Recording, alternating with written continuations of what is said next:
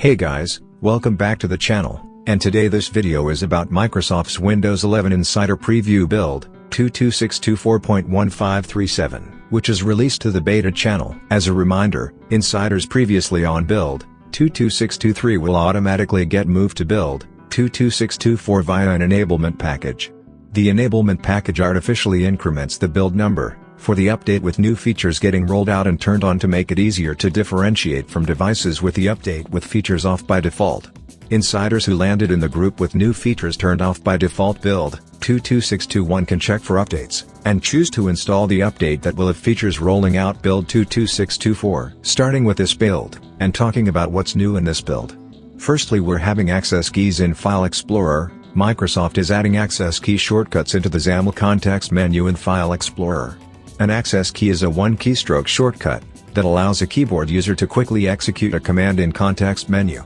Each access key will correspond with a letter in the display name. Next to that, you can now create live kernel memory dumps in Task Manager.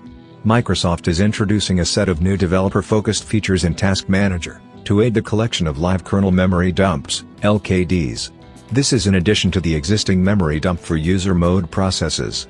The goal of kernel live dump is to gather data to troubleshoot an abnormal situation, but allow the OS to continue operation. This reduces downtime when compared to a bug check for non-fatal, but high-impact failures and hangs. You can also go to the Task Manager settings page to view, or edit the settings for live kernel memory dump. Next to that, we have Content Adaptive Brightness Control, CABC, on plugged-in devices including desktop PCs. Content Adaptive Brightness Control, CABC, is already a feature that users are familiar with. This feature in Windows 11 will dim or brighten areas of a display, or monitor based on the content being displayed, with the goal of striking a balance between reduced power consumption, with visual experience to save battery life. Starting with this build, Microsoft is allowing this feature to run on devices such as laptops, and 2-inch ones that are plugged into a charger, as well as on desktop PCs. For most users, this change won't be noticeable and should reduce energy consumption. Moving forward, and talking about changes and improvements in this build.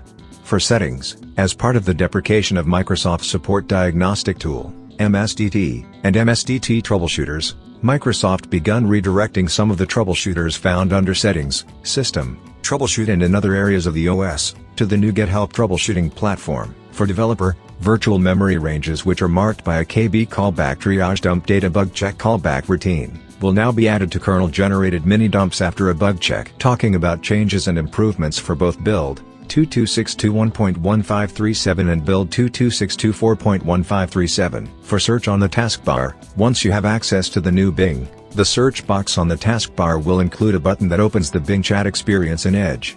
If you don't have access, the search box on the taskbar will feature a dynamic search highlight button. Microsoft is beginning to roll this out to insiders, not everyone will see it right away. Moving forward, and talking about fixes in build 22624.1537. In general, improve the experience on logon after booting up by reducing the performance impact of startup apps. For taskbar and system tray, fix the issue in the previous build, where the option under Settings, Personalization, Taskbar in the taskbar behavior section, to show seconds in the clock on the system tray was not actually enabling the functionality. Enabling should work now. For settings, improve the performance of search within settings. For voice access, fixed an issue that was causing voice access to take some time to turn on after using the wake up command. Fixed an issue causing the show hidden icons flyout to open behind things like OneNote flyout and live captions. For others, fixed an issue which was causing an unexpected error message to appear when opening Group Policy Editor in the previous flight. Now talking about fixes for both build 22621.1537 and build 22624.1537. This update adds many new features and improvements to Microsoft Defender for Endpoint. The search box on the taskbar will be lighter when you set Windows to a custom color mode.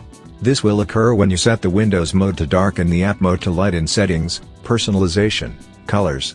This update affects the Arab Republic of Egypt. The update supports the government's daylight saving time change order for 2023. This update affects JScript 9 legacy.dll. It adds a tracker and a tracking service to stop HTML from not responding.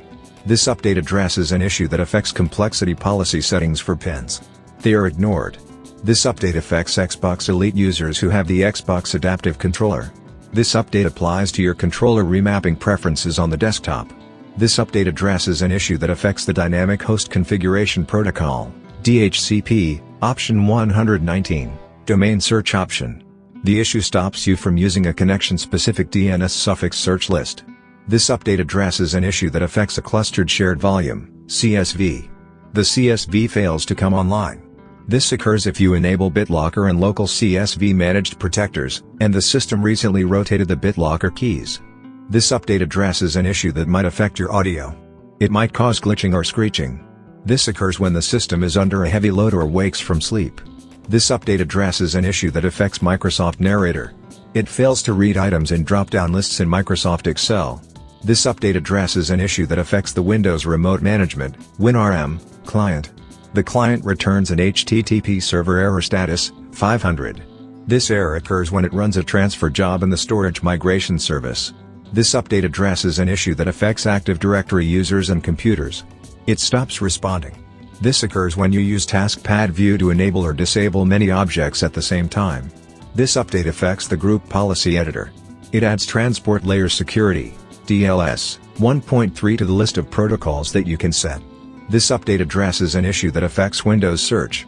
Windows Search fails inside of Windows Container Images. This update addresses a rare issue that might cause an input destination to be null. This issue might occur when you attempt to convert a physical point to a logical point during hit testing. Because of this, the computer raises a stop error. This update addresses an issue that affects desired state configuration. It loses its previously configured options. This occurs if metaconfig.mof is missing. The update addresses an issue that affects the Remote Procedure Call Service, RPCSS.exe.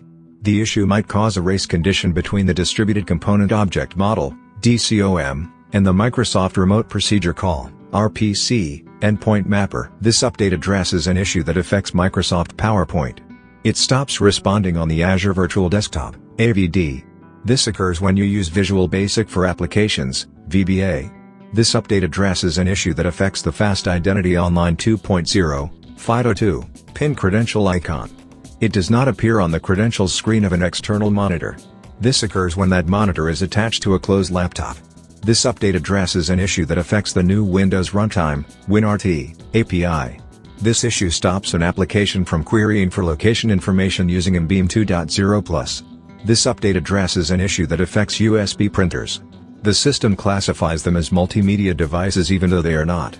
This update addresses an issue that affects the Microsoft HTML Application Host, HTA. This issue blocks code execution that uses Microsoft HTA. This occurs when you turn on Windows Defender Application Control, WDAC, User Mode Code Integrity, UMCI, Enforced Mode. This update affects the Group Policy Management Console. It addresses a scripting error in the Group Policy Preferences window. This update addresses an issue that stops DAC from parsing fields from binaries. This update addresses an issue that affects the Simple Certificate Enrollment Protocol, SCEP, certificate. The system reports some SCEP certificate installations as failed.